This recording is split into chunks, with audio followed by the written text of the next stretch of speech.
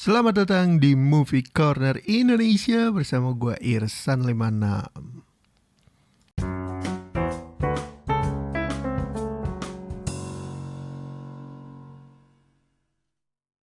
Bucin. Tema dari hari ke-12. Untuk rekomendasi film ya tentu aja lo orang udah tahu ya, karena filmnya juga udah rilis. Film Bucin atau Web, sebuah Netflix original series, dan kebetulan gue udah pernah bahas film ini. Jadi kalian bisa scroll-scroll aja untuk rekomendasi di episode-episode awal gue. Main-main lah ke episode lama gue lah. Hitung-hitung melihat proses berubahnya gue dari yang awal-awal sampai yang versi 30 hari bersuara. Oke, mungkin langsung kita ke pembahasan, tapi gue mengawali podcast ini bukan dengan membahas filmnya, karena gue udah bikin di episode sebelumnya ya. Jadi ke situ aja kalau mau tahu tentang pembahasannya. Nah, untuk Bucin, gue heran sih.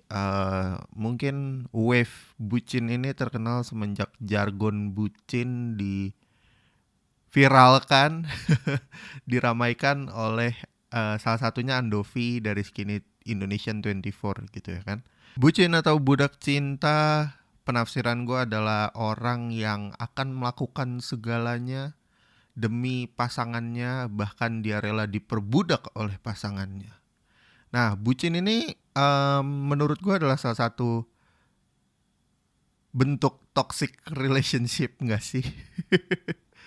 Karena ya gimana ya, ketika lo melakukan segalanya, merelakan diri lo diperbudak oleh pasangan lo, menurut gue itu udah gak sehat, men. Wah, gila sih. Dan gimana ya nyebutnya ya, seolah-olah itu lumrah gitu, atau kayak bucin lo, terus kayak iya gue emang bucin, gue kan melakukan ini demi dia, demi cinta dia. Wow, wow, wow, wow, wow, wow, wow. Calm your tits, bitch. Enggak gitu, men, enggak gitu. Lu kayaknya nggak tahu berarti definisi berpacaran yang seru atau berpasangan yang asik. Berpasangan yang asik tuh ketika kedua belah pihak tidak ada yang saling menuntut, tapi saling berbagi. Apa yang dibagi? Kebahagiaan. Gitu. Nah, rata-rata nih orang yang terjebak dalam bucin itu, sorry to say, mereka ini tuh orang-orang yang needy, haus akan cinta, haus akan kebahagiaan yang harus didapatkan dari pasangan. Oh iya, kalau pasangan gue senang, gue juga akan senang kok. Terus kalau dia ngambek, gue harus beliin dia hadiah, atau beliin dia makanan yang mahal, atau harus selalu nurutin tempat nongkrongnya dia yang hedon. Aduh, itu salah banget bro, sis. Tolonglah, come on. Hal-hal kayak gitu yang gak bikin lo menikmati perjalanan untuk mengenal pasangan lo. Ya karena lo diperbudak di dalam sebuah toxic relationship ini. Gue suka kesian gitu kalau kadang lihat orang atau temen di circle gue sendiri gitu ya kan, yang kayak gitu, yang kayak rela diperbudak dalam tanda kutip oleh pasangannya demi tetap berpacaran supaya nggak jomblo lagi, nggak dikata-katain kalau jomblo. Aduh, shame on you, shame on you. Terus harus ngapain kalau misalkan dari tadi lu cuman ngata-ngatain orang-orang yang terlibat dalam toxic relationship?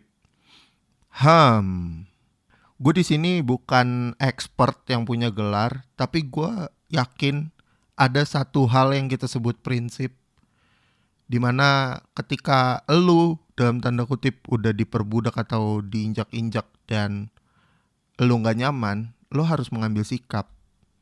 That's it. Tapi kalau udah toksiknya parah atau gimana-gimana, better lu cari konsultan profesional, psikolog kek, psikiater kek, yang kayak gitu-gitulah. Carilah orang-orang kayak gitu dibanding lu cuman curhat-curhat sama temen lu. Tapi kan kalau curhat sama temen gratis dibandingin harus ke dokter, psikolog, psikiater. Emang gue gila apa? Men, temen lo belum tentu tahu jawabannya. Yang lebih tahu itu yang udah sekolah, yang udah pernah neliti, yaitu pakarnya, expertnya, dan lo harus membayar itu memang. Come on, wake up. This is the real life, brah. Ya, tapi ya nggak salah juga sih kalau lo mau tetap bucin-bucin juga sama pasangan lo. Selama dia bahagia, selama dia begini, selama dia begitu. Tapi lo orang jangan ngeluh ketika sikap pacar lo tidak sesuai dengan ekspektasi lo, dengan apa yang udah lo korbankan. Gila gak lo? Ya semua pilihan ada di tangan lo. Lo yang cuman bisa ambil keputusan. Gue di sini cuman orang yang lagi bersuara doang selama 30 hari. Gak berhak lah gue ngatur-ngatur lo. Gue siapa sih? Kayak gitu ya.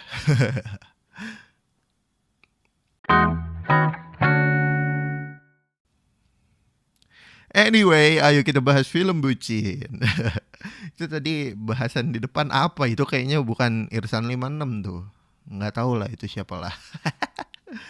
Nah, terkait film bucin, gue sempat beberapa kali ngobrol sama temen gue. Terus mereka kayak bilang, sebenarnya ceritanya tuh biasa aja tahu. Ih, kok lu ngasih skornya tinggi sih San dibandingin gue?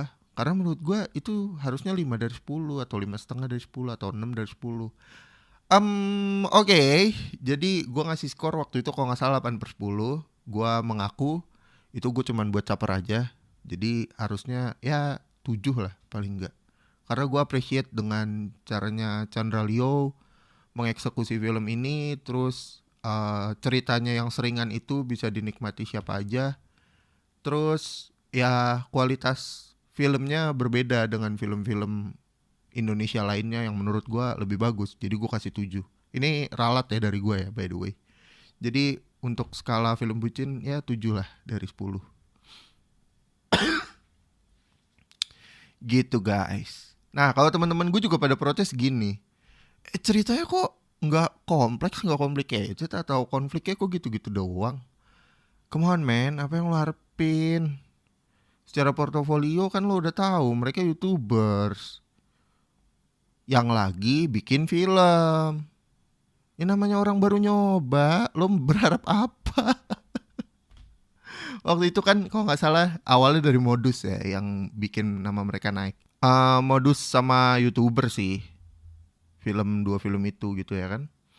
Yang menurut gua mereka masih butuh banyak pengalaman, masih butuh banyak trial and error selama eksekusi di bidang produksi film, khususnya secara cerita gitu ya. Tapi gue yakin sih potensi mereka bisa untuk dapetin suatu saat film yang bakal keren banget, bagus banget. Kayak contohnya film-film yang lagi rame itu salah satunya kan Raditya Dika, Ko Ernest, yang gitu-gitulah. Gue yakin sih di antara mereka. Tapi kalau ternyata mereka nggak lanjut, ya nggak apa-apa juga. Semoga masih bisa jadi aktor ya untuk film-film Indonesia karena kualitas mereka lumayan bagus. Jadi waktu mereka lagi take adegan ya kelihatannya lebih natural aja gitu dibandingin pendatang-pendatang baru yang masih agak kaku atau gagap di depan kamera gitu. So mungkin itu aja untuk pembahasan film kali ini. Film bucin udah pernah gue bahas di episode sebelumnya, jadi lu cek aja ke situ. Thank you, sampai jumpa.